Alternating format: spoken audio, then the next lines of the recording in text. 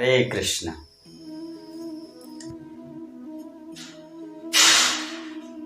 एक दिन श्री नारद रास्ते पे जा रहा था द्वारिका, भगवान श्री कृष्ण के साथ भेंट करने के लिए।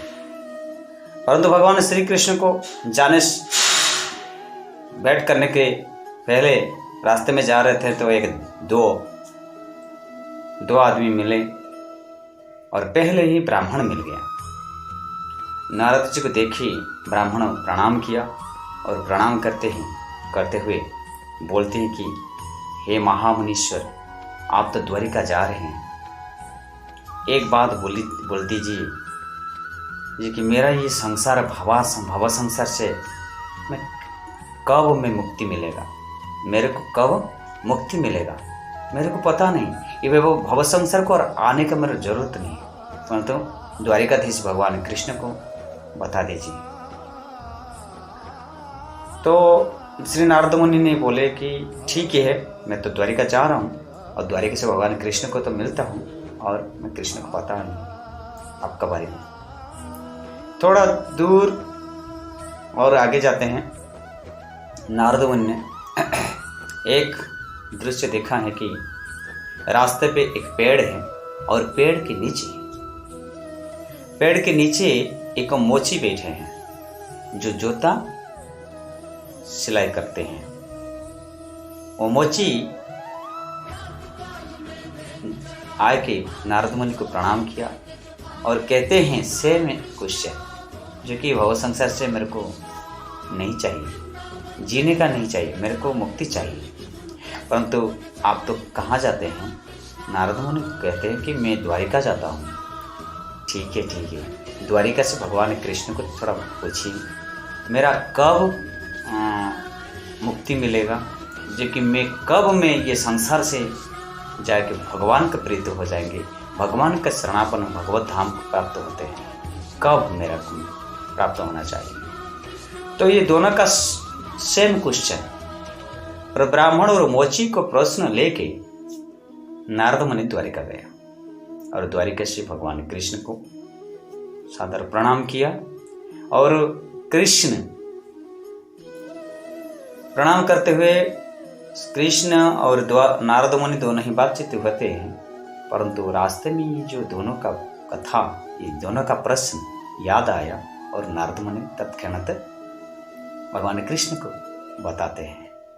मैं रास्ते में आ रहे थे, हे भगवान कृष्ण, हे गोविंद, तो रास्ते से आते ही ये दोनों लोग को एक सेम क्वेश्चन किया है, सेम प्रश्न किया, तो किसका उद्धार पहला होगा? जो कि ये भव संसार से वो लोग नहीं रहने हैं, परंतु कब उनको भगवत प्राप्ति होगा, कब उनको भगवान पास जाने के लिए समय मिलेगा, कब से? भगवान कृष्ण बताते हैं आप जाइए, वही रास्ता पे जाइए, दोनों भी मिलेंगे, परंतु एक बताना चाहिए। कृष्ण वो क्वेश्चन करेंगे तो वो कृष्ण, द्वारिकाधीश कृष्ण, आप जब जा गया द्वारिकाधीश कृष्ण क्या कर रहे थे उस समय, वो पूछेंगे भगवान कृष्ण क्या कर रहे थे, आप एक उत्तर देना है, जो कि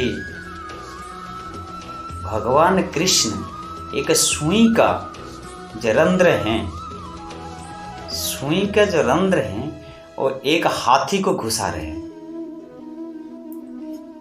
जो सुई का जो होल है उसके अंदर बड़ा हाथी को घुसा रहे हैं, ये क्या संभव हो सकता है?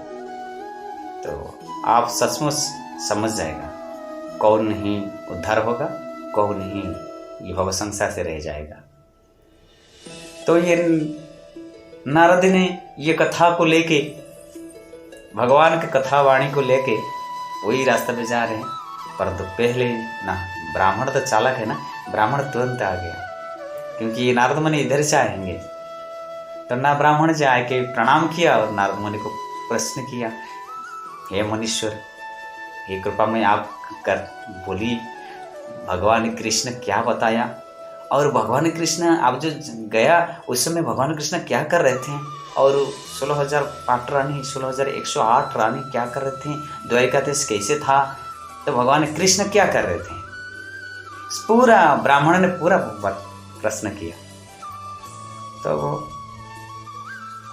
नारद जी कहते हैं मैं तो जब जाता हूँ भगवान कृष्ण का एक बहुत बड़ा विचित्र लीला करते हैं, परंतु पता नहीं ये क्या क्या करते हैं, ना क्या किया न। ऐसे ही एक भगवान कृष्ण एक सुई का जो होल है ना, एकदम छोटा होल से हाथी को घुसा रहे, ये क्या संभव है, हो सकता है क्या? ब्राह्मण कहते हैं वो क्या यार, उसको दिमाग नहीं है क्या, वो सुई का होल में सुई का होल से रंध्र से इतना बड़ा हाथी को कैसे घुसाएगा, नहीं होता है ना। यही तो असंभव, नारद मुनि कहते हैं यही तो असंभव है। मैं देख के भी मैं भी आश्चर्य न लगने लगे, तो क्या हो सकता है?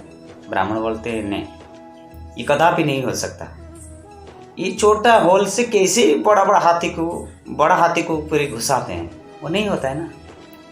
तुरंत वो मोची ने आ गया और मोची ने बोला क्योंकि मेरा प्रश्न तो द्वारिकाधीश कृष्ण को आप पूछने हैं ना, हाँ मैं पूछा, और भगवान कृष्ण क्या कहते हैं और क्या कर रहे थे। नारद ने की वही सेम उत्तर दे दिया जो भगवान कृष्ण एक सुई का होल से ही जो कि एक बड़ा हाथी को घुसा रहे हैं, तो वो हो सकते है क्या?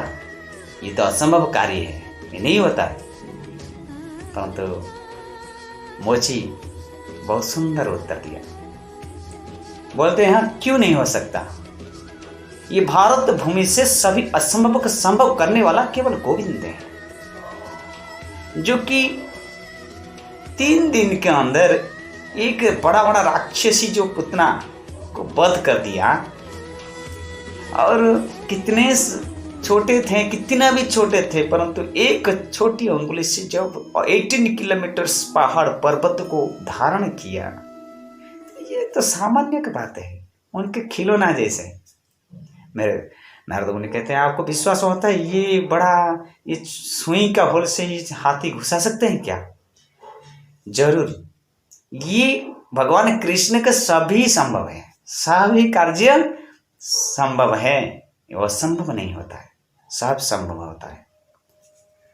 तो नारद मुनि